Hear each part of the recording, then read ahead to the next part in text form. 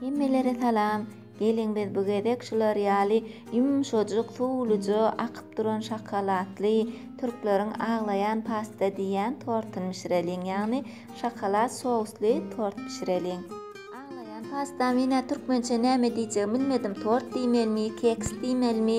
Pikiriňizçe näme diýmeli? Kommentariýada belläp bilersiňiz. Ýöne şokolady gowy görýänler üçin gatgow tort bol şokoladly, keks hem suwluja, agdyňda eräp barýan, hem tagamy tüýji, hem görnüşi owadan şokoladlar akdyryp zat edip goýýan, tarelka alyp saçaga berýän bolin, işte açyjy, hem tagamy tüýjüji gatgow tortlaryň biri.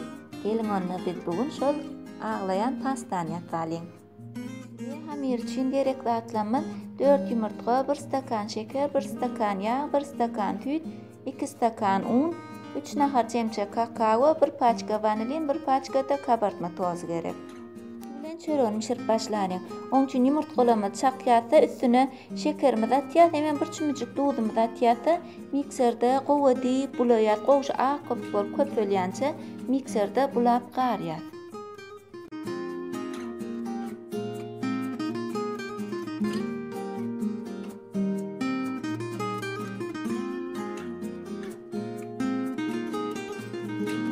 Şular ýaly gowy çyşyp köpelip hemem ak köpük bolup şuňan sudury galsa, şeýdip bulamyzda çemçäň iýdi sudury galsa, onni bollyg bolýar, gowy çyşdyk bolýar. Ondan soň üstüne tuğlatlamyz ýağ bilen süýdümiz goýýarsa, indi mikser gaty güýçlüsine dälle pesiräjigine işledýär, birazrak garşsa bolýar, indi kän garyp ýumurtgamyzy çökermek gerekdir.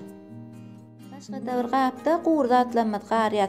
Kakaowany, uny, vanilini hem kabartma tozuny şulan hemmetin ilki bir başga gapçagaçda garýatsa, soň bunu ýene ýanky ýumurtgamyzyň üstüne goşýar.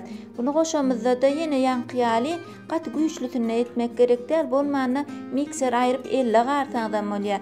Ýa-da mikseriň iň petdejigine goýup şu garşsa bolýar, kän bulap dürşdetmek gerekdir. Da kakaowan goşaňyzda bellemeli zatlamyzyň biri şoň kakaowan 2 türlü kakao ulantaňyz hasam gowy bolar şu. Birak bazarlarda satylýan gararak kakao birim açygyrak, goňurrak şolaň ikisini gary ulantaňyz 2 çemçetini gararak, 1 çemçetini hem açygyrak reňkde goşsaňyz hemen tagamy gowy bolar, hemen görnüşi garaja keks bolar. Hamiriňiz pişende.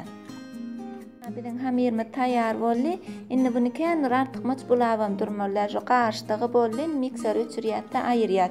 Indi galybymyzy ýaglaýar, diňe aşagyny gapdal ýaglamak gerekdir. Diňe aşagyny gowy jedip bol jedip ýaglaýar. Hokamda 180 gradusda goýýarsa, çöregimiz iň aşaky listine goýup bir 35-45 minutlap pişirýär. Bu gara bolan soň gaty bildirmez bişen ýöne şol öt howkaňda görärek bir ýarym saat geçen soň çöpjaş dürtük görüň, şo çöpjaş gury çyksa pişdigi şol adyndan 35 minut 45 minut töweregine pişýär. Indi bolsa çöregimiz pişýänçe üstüniň şokoladyny sosuny ýasalyň. Üçüňem 1,5 stakan süt, 2 nahar çemçe kraxmal, 3 nahar çemçe kakao, 2 ýumurtgaň sarysy, 25 gram miski, 1,5 stakan şeker, 200 gram slivka, 1 paçka vanilin gerek. Ýigmede ilki gurdatlamyz goýýarsa goýja garşdyrýar. Şekeri, kraxmaly, kakaowany goşýarsa bir garşdyrýar ilki bir şulary. Şu taýda da ýene kakaowamyz 2 görnüşli kakao ulansaňyz hem tagamy hem görnüşi gowy bolar sowusyňyzyň. Bular garşdyramyzsaň üstünden hem süýdümiz goýýarsa ýene bunu goýja garşdyrýar.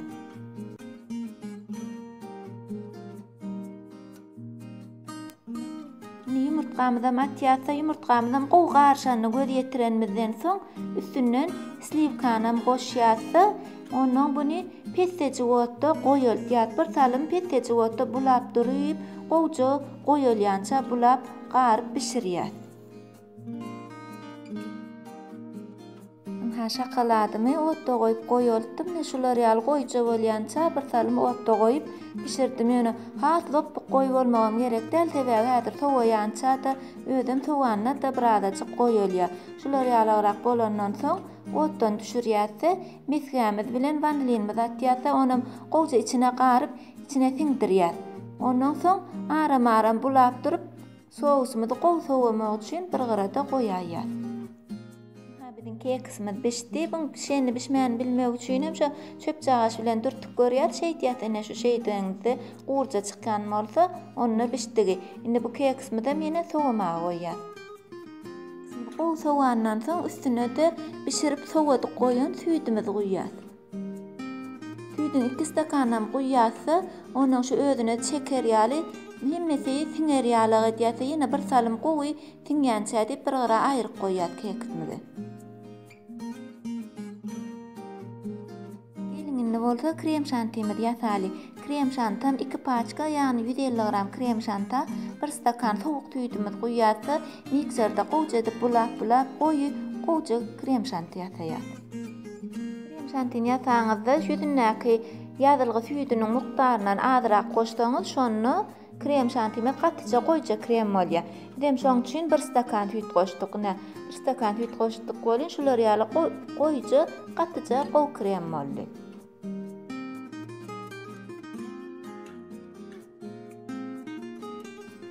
Keksimizdem göreliň, keksimizdem süýtleri gowja özüne siňdiripdir, süýdüni çekipdir, hiç il süýt galmandyr. Indi muň ýüzüne ýanky krem şantimizi gowja edip ýylmap ýazalyň.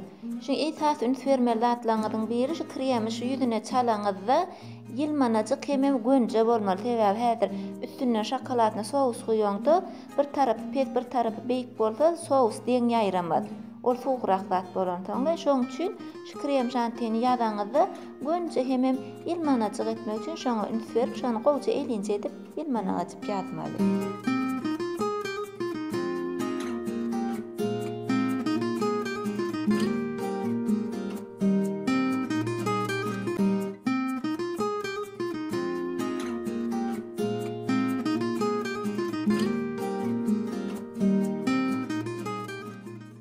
Gowy edip ýylmanajyk çalanmazdan soň gowy buz ýaly sowan şokoladny sousumyz üstünden guýaýar.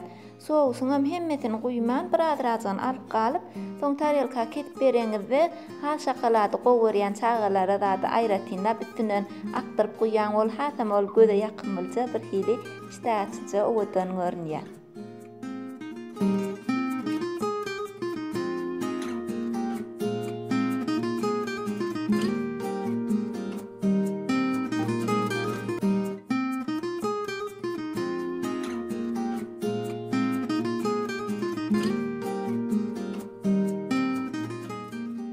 Bizim şokolad sously tortumyz, aglayan pastamyz taýin molly.